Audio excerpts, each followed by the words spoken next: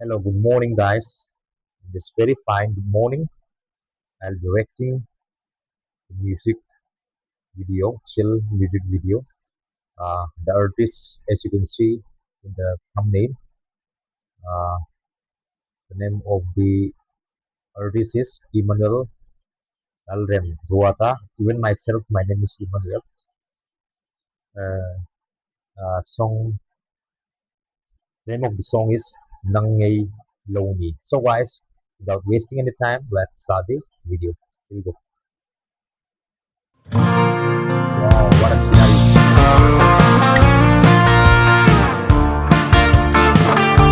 What a music, man!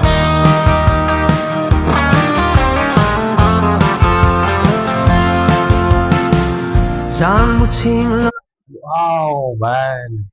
What a good voice! Và cả đồn trang hiya Wow, man! Awesome! nang to na bia Wow, man! Huy takan itu. thu cả hắn rong tê Wow, man!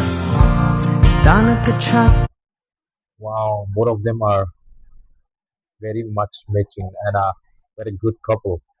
Let's see now what happened. na rong tê po zia re na nei silo mana ka thin lung kha tu na What a song! What a good music plus nice voice you had, bro. Give it up. ter nung ni siama Play it up. dan zo lo kem na chu nang ei lo ni o khoi an chuan ve ang i mo What a music event.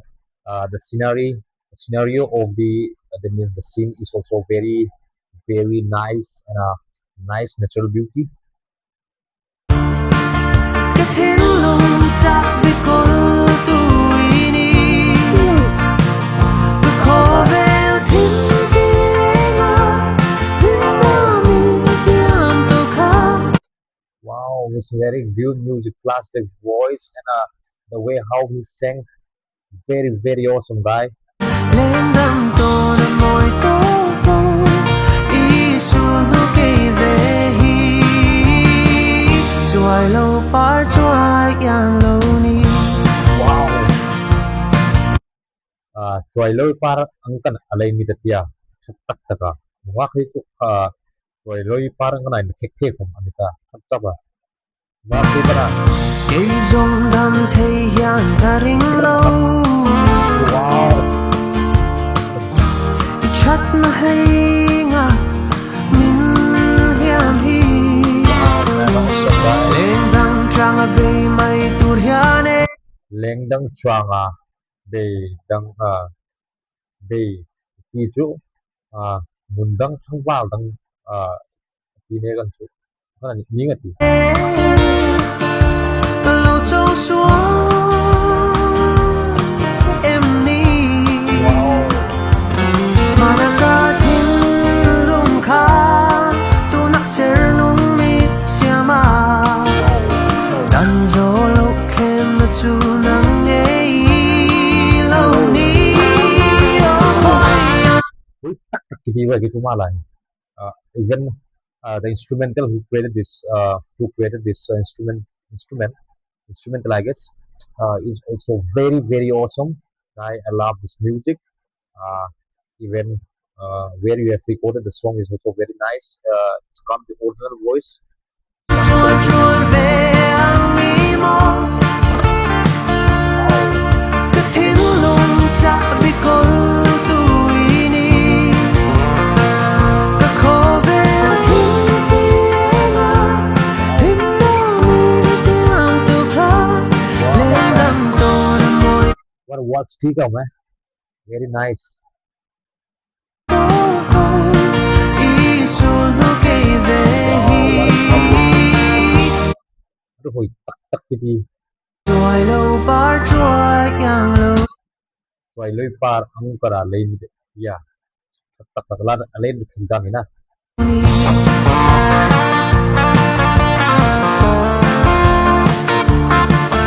seems like cowboy. Very nice, man. They're so very nice.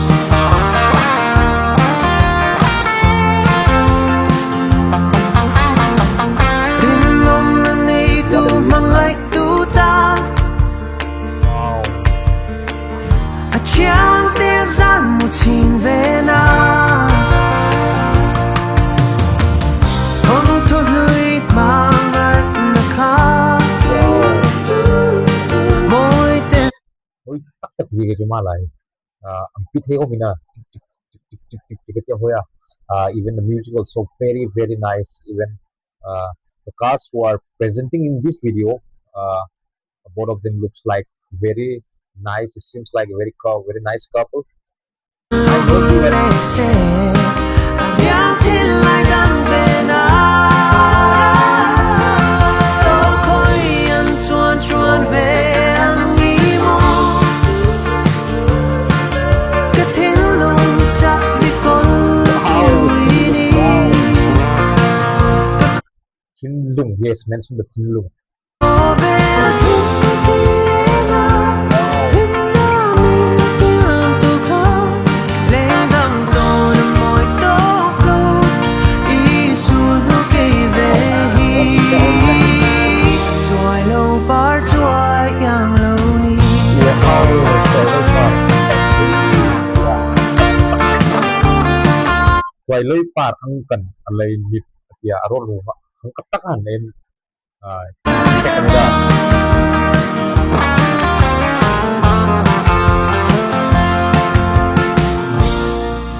Is ended now. So guys, that's all for this morning. So guys, please comments down for the next reaction video. Which shall I react again? Please let me know. So guys, see you in the next video. Till then, good morning and have a nice day.